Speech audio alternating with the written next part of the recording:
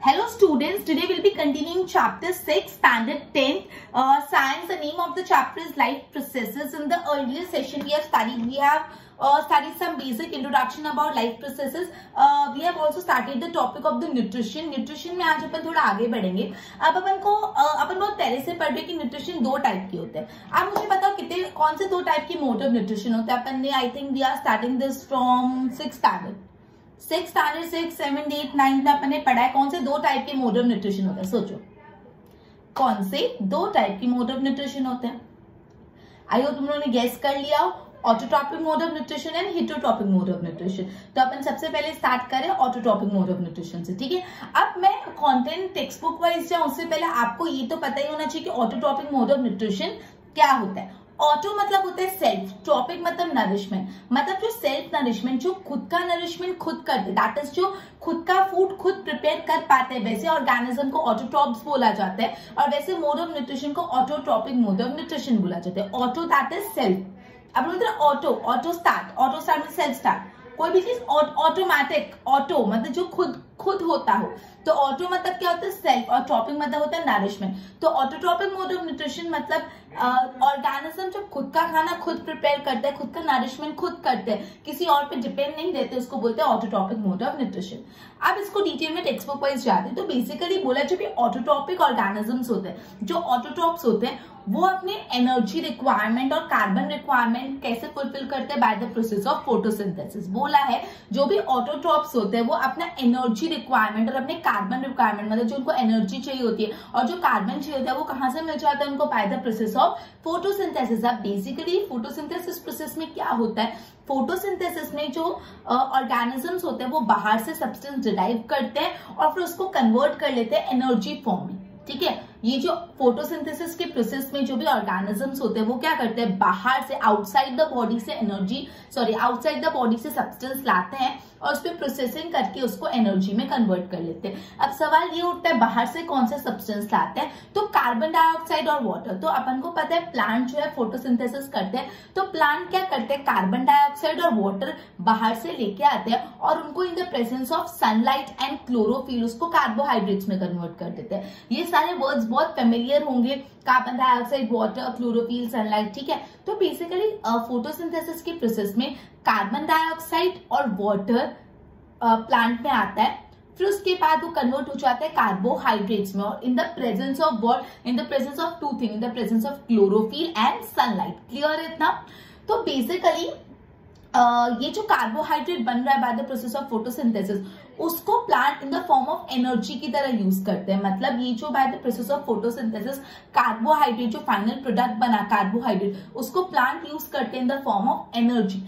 अब पूरा का पूरा कार्बोहाइड्रेट यूज नहीं करते. सपोज कुछ कार्बोहाइड्रेट का पार्ट अभी यूजफुल इमीडिएटली नहीं है, बाद में यूज करना है, तो उसको वो लोग क्या कर लेते हैं, स्टोर कर लेते हैं अपने बॉडी में, प्लांट की बॉडी में वो स्टोर हो जाता है. वो स्टोर होता है इन द फॉर्म ऑफ स्टार्च. तो ये इंपॉर्टेंट है, जो एक्स्ट्रा कार्बोहाइड्रेट होता है जो इमीडिएटली यूज नहीं करना होता, वो प्लांट अपनी बॉडी में स्टोर कर लेते हैं. स्टोर तो कर लेते हैं बट कैसे स्टोर करते हैं, in the form of starch के फॉर्म में वो अपनी बॉडी में स्टोर कर लेते हैं. क्लियर हो इतनी बात, इन द फॉर्म ऑफ स्टार्च वो अपनी बॉडी में स्टोर कर लेते हैं. इतना क्लियर हुआ. ओके. और ये उनके लिए इंटरनल एनर्जी रिजर्वियर की तरह यूज होता है. रिजर्वियर मतलब क्या होता है, जहाँ पे एक्स्ट्रा चीज रिजर्व करके रखते हैं. तो प्लांट के लिए स्टार्च के फॉर्म में जो कार्बोहाइड्रेट स्टोर है वो एक इंटरनल एनर्जी रिजर्वियर है. जब भी उनको नीड पड़ती है वो उसमें से एनर्जी यूज कर सकते हैं. उसी तरह जो ह्यूमन बीइंग होते हैं वो एक्स्ट्रा एनर्जी को स्टोर करते हैं in the form of glycogen. जो ह्यूमन बींग्स होते हैं वो एक्स्ट्रा एनर्जी स्टोर करते हैं in the form of glycogen. अब इसका आपको इक्वेशन, फोटोसिंथेसिस का इक्वेशन भी आई थिंक आप 7th स्टैंडर्ड से कर रहे हो. वो है 6CO2 मतलब कार्बन डाइऑक्साइड के 6 मॉलिक्यूल्स प्लस 12H2 वाटर के 12 मॉलिक्यूल्स, फिर arrow in the presence of chlorophyll और सनलाइट ऊपर नीचे लिखो, बनता है C2H12O6 मतलब ग्लूकोज बन रहा है, और 6O2 प्लस 6H2O ऑक्सीजन और वाटर रिलीज हो रहा है. अपन को ये बात पता है. ठीक है, बेसिकली अभी तक अपने ऑटोट्रॉपिक मोड ऑफ न्यूट्रिशन का इंट्रोडक्शन देखा है, उसमें ऐसा बोला जो भी ऑटोट्रॉप्स होते हैं, मतलब जिनको nutrition autotrophic mode of nutrition से मिलता है, उनकी एनर्जी रिक्वायरमेंट और कार्बन रिक्वायरमेंट कौन से प्रोसेस से फुलफिल होती है? By the process of photosynthesis. अभी फोटोसिंथेसिस के प्रोसेस में ऑर्गेनिज्म बाहर से कुछ सब्सटेंस लाते हैं और उसको कन्वर्ट कर लेते हैं in the form of energy. अब बाहर से कौन से सब्सटेंस आते हैं? तो कार्बन डाइऑक्साइड और water outside the body of plant आता है और कन्वर्ट हो जाता है into carbohydrate in the presence of sunlight and oxygen. अभी कार्बोहाइड्रेट को प्लांट यूज करता है as a form of energy. Carbohydrate से प्लांट्स को एनर्जी मिलती है। अब कुछ कुछ कार्बोहाइड्रेट होते हैं जो अभी यूज नहीं कर पाते, इमीडिएटली यूज नहीं करना, तो वो उसको स्टोर करते हैं। तो जो भी कार्बोहाइड्रेट्स इमीडिएटली यूज नहीं होते, स्टोर होते हैं, वो स्टोर कैसे होते हैं? In the form of starch, और वो एक इंटरनल रिजर्वियर की तरह स्टोर हो जाता है, जब चाहिए तब यूज करेंगे। ठीक है, तो बेसिकली सिमिलरली ह्यूमन बींग्स जो होते हैं उसमें जो एक्स्ट्रा एनर्जी स्टोर होती है वो इन the form of glycogen store होती है। फिर आपने इसका इक्वेशन देखा, 6CO2 plus 12H2 in the presence of chlorophyll and sunlight gives 6C2H12O6 plus 6O2 plus 6H2O। Basically बोला है फुल इवेंट ड्यूरिंग फोटोसिंथेसिस, मतलब फोटोसिंथेसिस के दौरान तीन मेन चीजें होती है जो आपको अच्छे से पढ़नी है। 3 पॉइंट्स में आपके टेक्स्ट बुक में बताया कि पूरे फोटोसिंथेसिस के दौरान 3 मेन चीज होती है। पहला चीज होता है absorption of light energy from chlorophyll. जो लाइट एनर्जी होती है, मतलब जो सनलाइट रहता है, वो एब्सॉर्ब होता है बाय क्लोरोफिल। जो क्लोरोफिल है उसका काम क्या होता है? जो लाइट एनर्जी, जो सनलाइट है, उसको एब्सॉर्ब करना। सेकेंड में जो सनलाइट है वो लाइट एनर्जी कन्वर्ट हो जाती है इनटू केमिकल एनर्जी। जो सनलाइट है, लाइट एनर्जी कन्वर्ट हो जाती है इनटू केमिकल एनर्जी।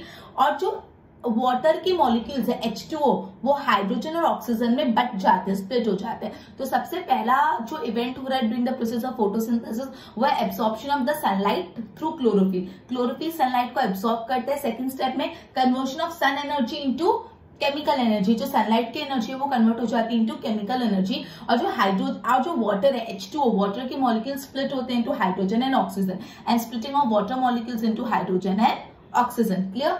और लास्ट में the reduction of carbon dioxide into carbohydrate. और लास्ट में जो कार्बन डाइऑक्साइड होती है वो किसमें कन्वर्ट हो जाता है? कार्बोहाइड्रेट में कन्वर्ट हो जाता है, रिडक्शन हो जाता है। कार्बन डाइऑक्साइड गैस का रिडक्शन होता है इनटू कार्बोहाइड्रेट। तो ये 3 स्टेप्स होते हैं, ये 3 स्टेप के थ्रू समझाया है events taking place at the time of photosynthesis. Photosynthesis के दौरान ये 3 स्टेप्स होते हैं। पहला क्या होता है? Absorption of sun energy by chlorophyll. Chlorophyll क्या करता है? सन एनर्जी को एब्जॉर्ब करता है, सनलाइट को एब्जॉर्ब करता है। सेकंड स्टेप में सन एनर्जी कन्वर्ट हो जाती है into chemical energy. Sun energy किसमें कन्वर्ट हो जाती है? Chemical energy. And splitting of water molecules into hydrogen and oxygen. जो H2O है वो हाइड्रोजन और मॉलिक्यूल अलग अलग, हाइड्रोजन और ऑक्सीजन अलग अलग हो जाते हैं। और थर्ड में कार्बन डाइऑक्साइड गैस रिड्यूस हो जाती है टू फॉर्म कार्बोहाइड्रेट। यहाँ पे रिड्यूस वर्ड के यूज किया बिकॉज अपने फर्स्ट स्टैंडर्ड में पढ़ा था, जब भी ऑक्सीजन ले लेते और हाइड्रोजन सप्लाई करते तो वो एलिमेंट रिड्यूस हो जाता है।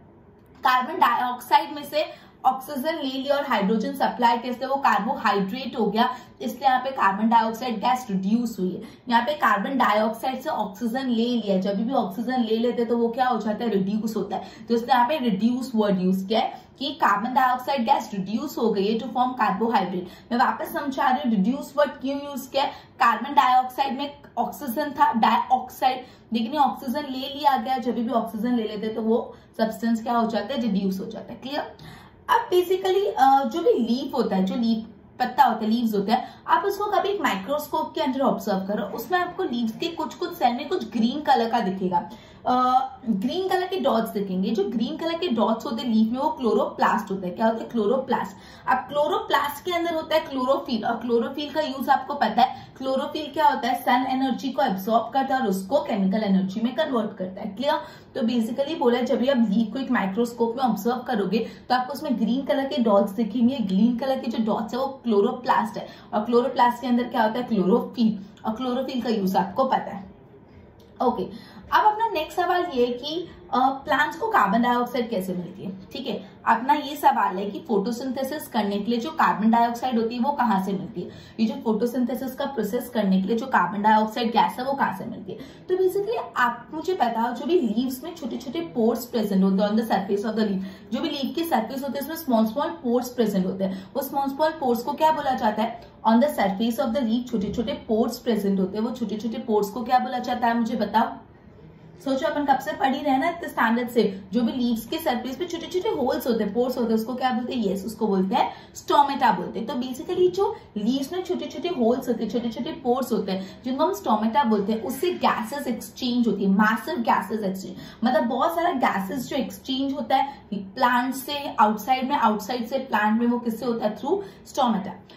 लेकिन ऐसा नहीं कि सिर्फ स्टोमेटा से होता है, इवन स्टेम, रूट्स और अलग अलग जगह से भी गैसेस एक्सचेंज होता है। अब बेसिकली अगर ये पोर्स हमेशा ओपन रहेंगे तो बहुत ज्यादा पानी निकल जाएगा प्लांट में से, a large amount of the water would be lost अगर ये पोर्स हमेशा ओपन रहते हैं। अगर ये स्टोमेटा हमेशा ओपन रहता है तो इससे क्या नुकसान होगा? बहुत ज्यादा पानी बाहर निकल जाएगा, वो प्लांट से बहुत सारा वाटर आउट हो जाएगा। इसलिए पोर्स को क्लोज कर दो जब कार्बन डाइऑक्साइड की नीड नहीं।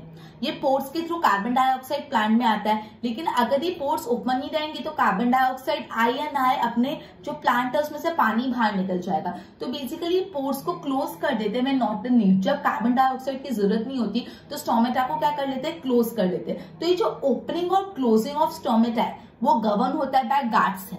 जो ओपनिंग और क्लोजिंग ऑफ स्टोमेटा की, मतलब कब स्टोमेटा बंद होगा, कब स्टोमेटा के पोर्स ओपन होंगे, ये कंट्रोल करता है गार्ड सेल। तो ये बहुत इंपॉर्टेंट है, जो ओपनिंग और क्लोजिंग है of pores, pores in function of guard cell, मतलब गार्ड सेल ही डिसाइड करते कब ओपन होगा कब क्लोजिंग, गार्ड सेल का फंक्शन है।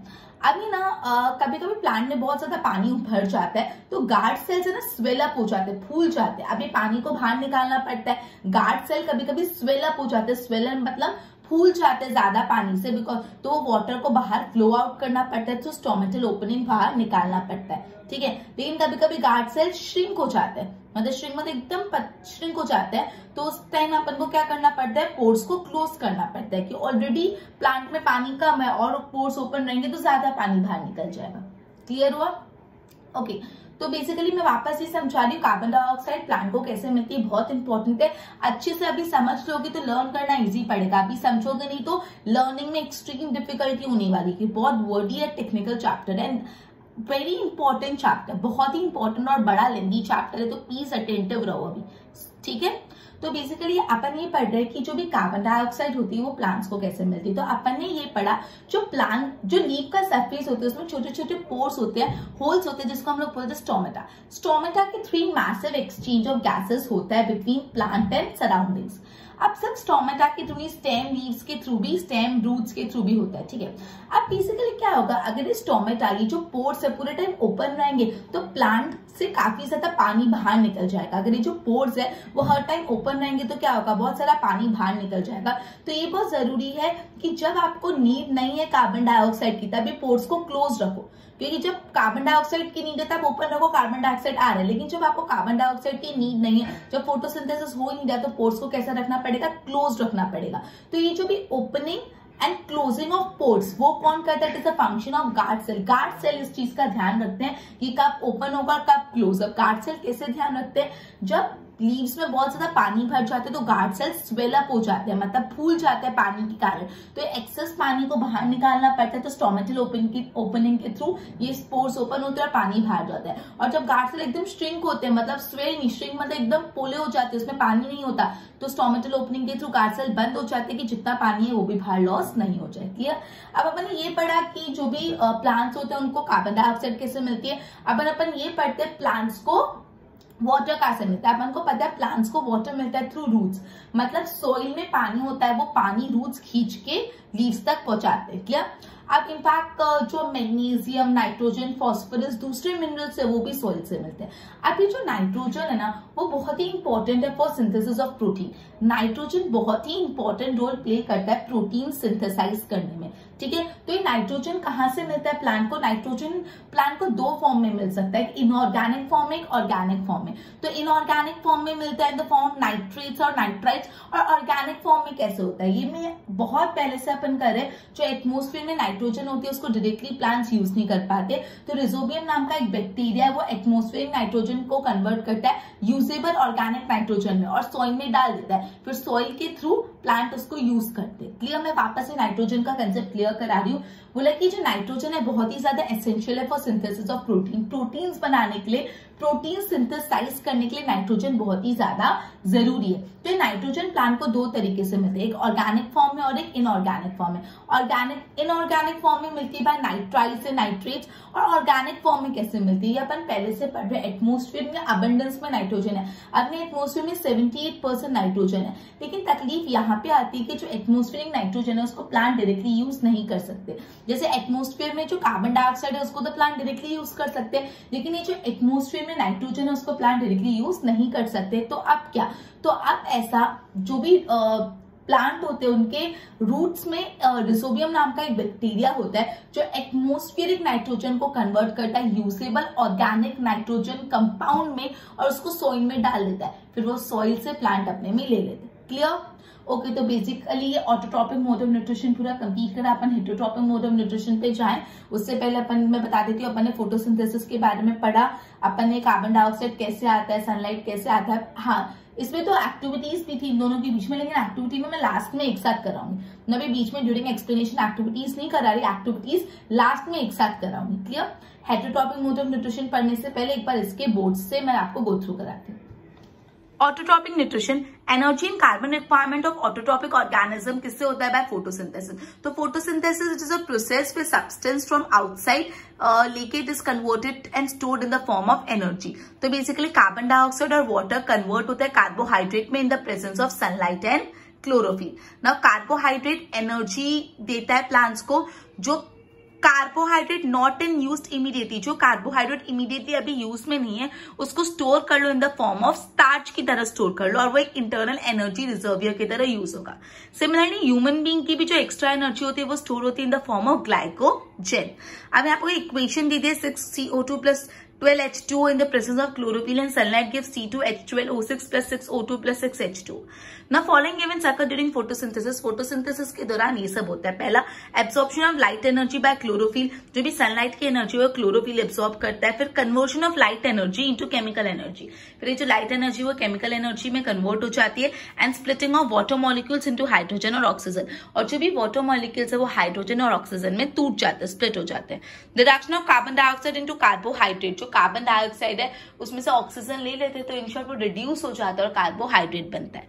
फिर बोला some cell of the leaves में ग्रीन डॉट्स होते हैं और एक ग्रीन डॉट्स होते हैं क्लोरोप्लास्ट, और क्लोरोप्लास्ट के अंदर होता है contain chlorophyll. Now how plants absorb carbon dioxide? तो tiny pores are present on the surface of the leaves which are known as stomata, जो massive amount of gases exchange stomata के through होता है। gases exchange stem, roots और leaves तीनों के through होता है। Since large amount of water cannot be lost through pores, can be lost through pores, so pores closes when CO2 not required। बोला बहुत ज्यादा पानी लॉस हो सकता है, अगर ये pores हमेशा ओपन रहेंगे तो pores को क्लोज कर लो जब कार्बन डाइऑक्साइड नहीं चाहिए। Opening and closing of pores is a function of guard cell. Now this one is very important for 1 mark. Opening and closing of the pores is a function of dash. अगर आपको पूछे तो immediately आना चाहिए guard cell, जो भी pores open होंगे close वो कंट्रोल करता है guard cells. Guard cells swell हो जाते हैं जब बहुत ज्यादा वाटर हो जाता है, तो वाटर फ्लो हो जाता है तो स्टोमेटल ओपनिंग पोर्स ओपनिंग को ओपन कर लेते हैं, और जब गार्ड सेल श्रिंक हो जाते हैं तो पोर्स को क्लोज कर देते हैं। वाटर कहाँ से मिलता है? रूट से मिलता है। मिनरल्स, नाइट्रोजन, फॉस्फोरस, मैग्नीशियम, ये सब सॉइल से मिलते हैं।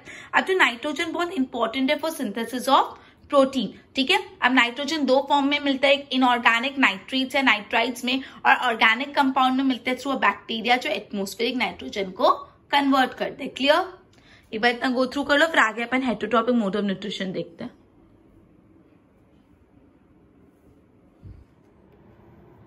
ओके, अब अपन पढ़ने वाले हेटरोट्रॉपिक मोड ऑफ न्यूट्रिशन। अब जैसे मैंने आपको ऑटोट्रॉपिक मोड ऑफ न्यूट्रिशन बताया था, ऑटो मतलब सेल्फ, ट्रॉपिक मतलब नरिशमेंट, मतलब सेल्फ नरिशमेंट, जो खुद का खाना खुद बनाते हैं, जो खुद का खाना खुद न्यूट्रिशन खुद डिराइव करते हैं, उसको बोलते हैं autotrophic mode of nutrition. Now heterotrophic mode of nutrition वो होता है, हेट्रो मतलब अदर, ट्रॉपिज्म मतलब न्यूट्रिशन मतलब जो दूसरों पे डिपेंडेंट होते हैं फॉर द न्यूट्रिशन, जो खुद का खाना खुद नहीं बना सकते वो दूसरों पे डिपेंड करते हैं for the nutrition, for the nourishment, उसको बोलते हैं हेटरोट्रॉपिक मोड ऑफ न्यूट्रिशन।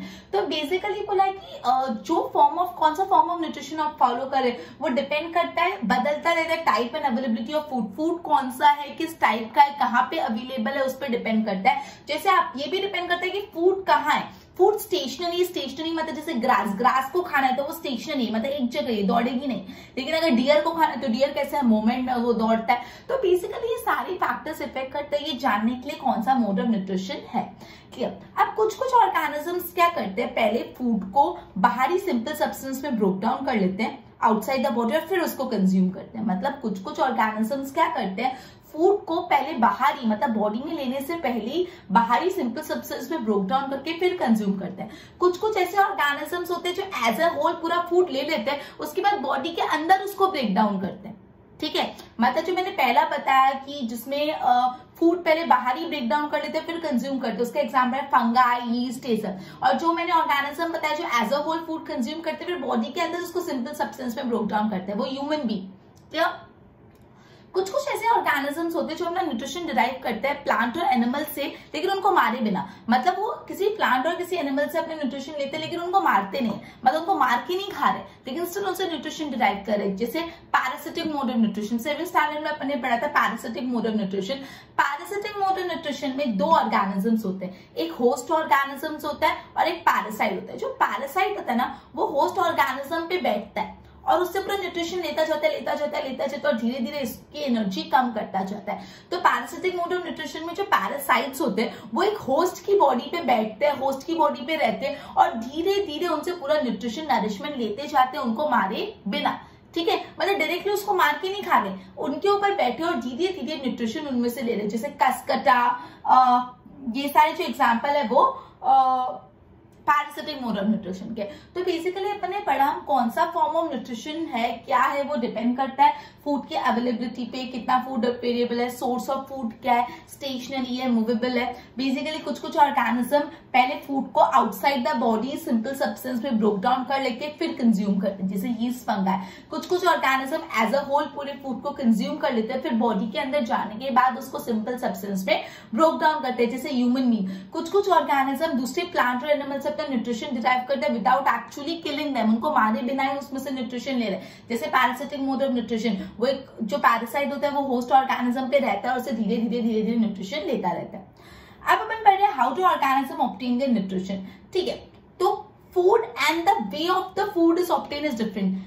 जो फूड और जिस तरीके से ऑर्गेनिज्म फूड ऑब्टेन करे वो डिफरेंट है, तो ऑब्वियसली हर ऑर्गेनिज्म का डाइजेस्टिव सिस्टम भी डिफरेंट होगा। जो यूनिसेलुलर ऑर्गेनिजम्स होते हैं, यूनिसेलुलर मतलब जिनका सिंगल सेल होता है, जिसमें कितने सेल्स होते हैं, सिंगल सेल। जो यूनिसेलुलर ऑर्गेनिजम्स बेसिकली होते हैं वो अपना न्यूट्रिशन मे बी उनकी पूरी बॉडी ही, पूरी सरफेस ही न्यूट्रिशन के लिए काम करती है, न्यूट्रिशन डिराइव करती है। लेकिन जो मल्टीसेलुलर ऑर्गेनिज्म होता है, जैसे कॉम्प्लेक्सिटी बढ़ती जाती है तो ऐसा हो पाता है कि ऑर्गेनिज्म की पूरी बॉडी सरफेस एनवायरमेंट के कांटेक्ट में नहीं होती, कुछ छुपे हुए भी होता है, तो वहां पे डाइजेस्टिव सिस्टम थोड़ा कॉम्प्लिकेटेड होता है। लेकिन जो यूनिसेलुलर ऑर्गेनिज्म होती है जिनकी पूरी बॉडी एनवायरमेंट के कांटेक्ट में होती है, वहां पे जो डाइजेशन का प्रोसेस होता है समवॉट सिमिलर होता है। क्लियर। जैसे एमीबा और पैरामीशियम के बारे में अपन पढ़ने वाले, अपन बहुत पहले से एमीबा और पैरामीशियम के बारे में पढ़ रहे हैं।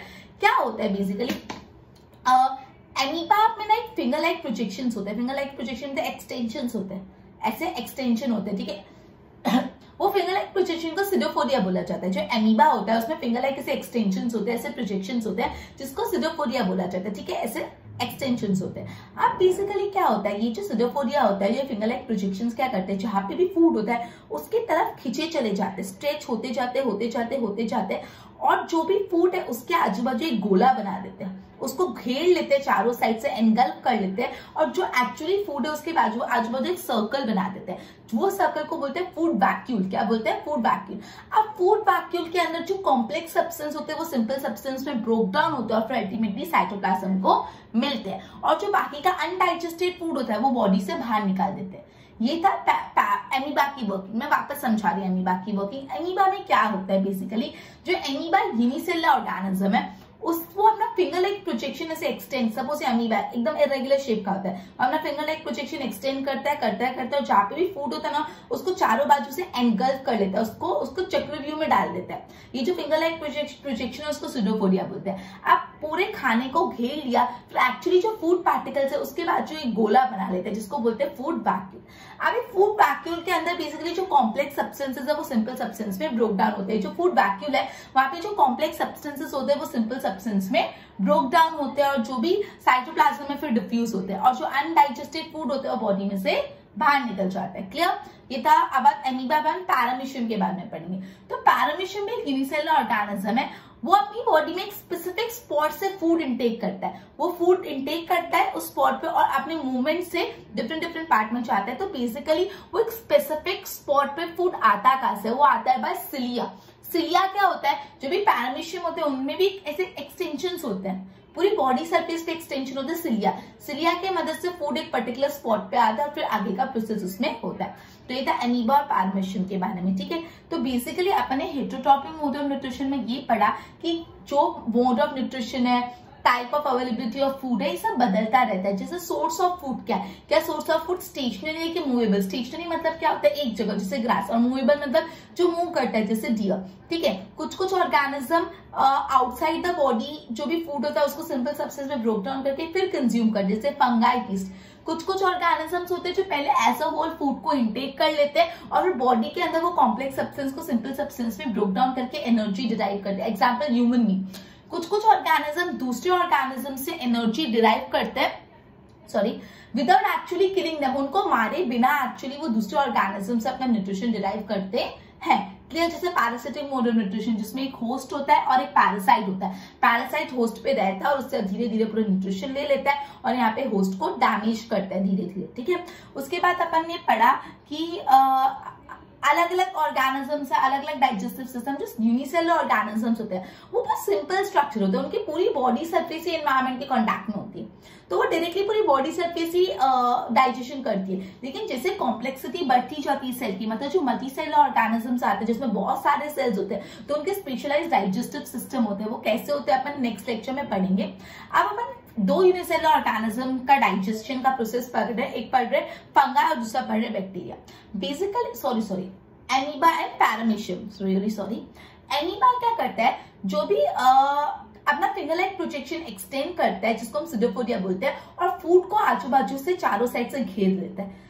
अब जो फूड है उसके आजू बाजू एक गोला बना जाता है जिसको हम फूड वैक्यूल बोलते हैं। वो फूड वैक्यूल में जो फूड के कॉम्प्लेक्स सब्सटेंसेस है वो सिंपल सब्सटेंस में ब्रेक डाउन होते हैं और साइटोप्लाज्म में डिफ्यूज होते हैं। और जो अनडाइजेस्टेड फूड होता है, जो काम का फूड नहीं होता, वो बॉडी में से बाहर निकल जाता है। क्लियर बात? इतना समझ आया?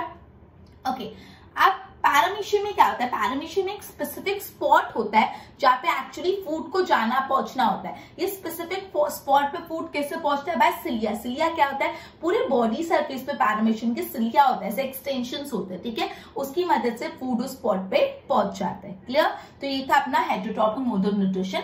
ओके, तो बेसिकली आज के लेक्चर में अपन ने autotrophic mode of nutrition and heterotrophic mode of nutrition पढ़ा। जो नेक्स्ट टॉपिक को बहुत बड़ा टॉपिक है, human digestive system, one of the very important and very complicated, you can say confusing point in which you need to keep your heads open, right? तो basically अपन next lecture में पढ़ेंगे। आज अपन hetero और autotrophic mode of nutrition. Autotrophic mode of nutrition में अपन ने देखा कि खाना कैसे डिराइव करते हैं by process of photosynthesis. Photosynthesis के बारे में डिटेल में पढ़ा। कार्बन डाइऑक्साइड कैसे मिलता है वो पढ़ा। नाइट्रोजन कैसे मिलता है वो पढ़ा। फिर अपन ने हेटेरोट्रॉपिक मोड ऑफ न्यूट्रिशन का इंट्रोडक्शन देखा। फिर पढ़ा कि एमीबा को कैसे न्यूट्रिशन मिलता है, पैरामीशियम को कैसे न्यूट्रिशन मिलता है, राइट? ओके, पहले मैं इतना आपको बोर्ड से गो थ्रू कराती हूँ, बोर्ड पे ध्यान दो। Okay, heterotropic mode of nutrition.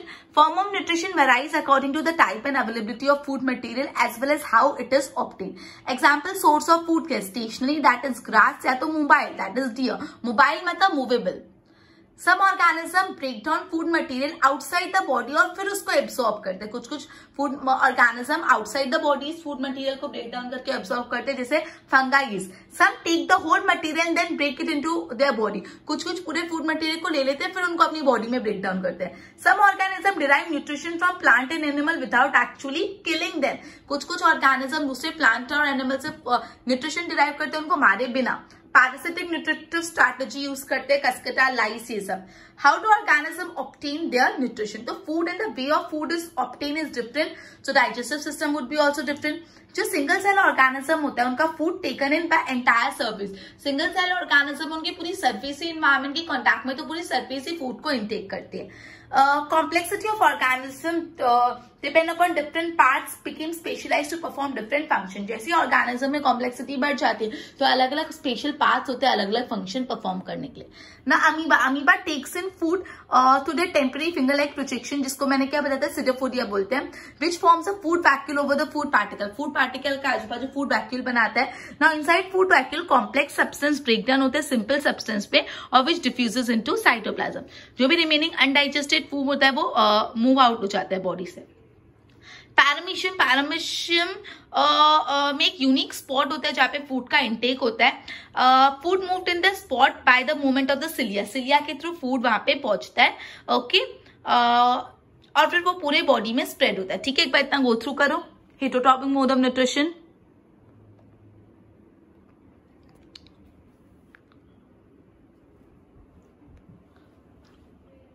Okay, we would be ending our lecture by this and continuing with the topic of human digestive system in the next lecture. Goodbye, everyone.